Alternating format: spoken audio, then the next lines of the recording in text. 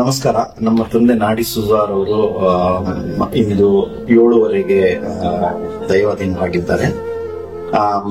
ಉಸಿರಾಟದ ತೊಂದರೆಯಿಂದ ಅವರಿಗೆ ನಾವು ನಿನ್ನೆ ಫಾದರ್ ಮುಲ್ಲರ್ ಹಾಸ್ಪಿಟಲ್ ಅಲ್ಲಿ ಅಡ್ಮಿಟ್ ಮಾಡಿದ್ವಿ. ಸೊ ಎಲ್ಲ ಪ್ರಯತ್ನದ ನಂತರ ಅವರು ದೈವಾಧೀನರಾಗಿದ್ದಾರೆ. ನಮ್ಮ ಕುಟುಂಬದವರೆಲ್ಲ ಸೇರಿ ನಾಳೆ ಮಧ್ಯಾಹ್ನ ಅವರ ಸ್ವಗೃಹದಲ್ಲಿ ಅವರ ಪಾರ್ಥಿವ ಶರೀರವನ್ನು ದರ್ಶನಕ್ಕೆ ವ್ಯವಸ್ಥೆ ಮಾಡ್ತಾ ಇದ್ವಿ. ಮತ್ತೆ ಮಂಗಳವಾರ ಬೆಳಿಗ್ಗೆ ನೆಹರು ಮೈದಾನ ಇಲ್ಲ ಟೌನ್ ಹಾಲ್, ಅದು ಇನ್ನು ಡಿಸೈಡ್ ಆಗಿಲ್ಲ, ಅವರ ಪಾರ್ಥಿವ ಶರೀರವನ್ನು ಇಡ್ತೀವಿ. ಮತ್ತೆ ಅವತ್ತೇ ಸಂಜೆ ಚರ್ಚ್ನಲ್ಲಿ ಅವರ ಅಂತ್ಯ ಸಂಸ್ಕಾರವನ್ನು ಮಾಡುವ ವ್ಯವಸ್ಥೆಯನ್ನು ಮಾಡ್ತಾ ಇದ್ವಿ. ಎಲ್ಲರೂ ಸಹಕರಿಸಬೇಕು.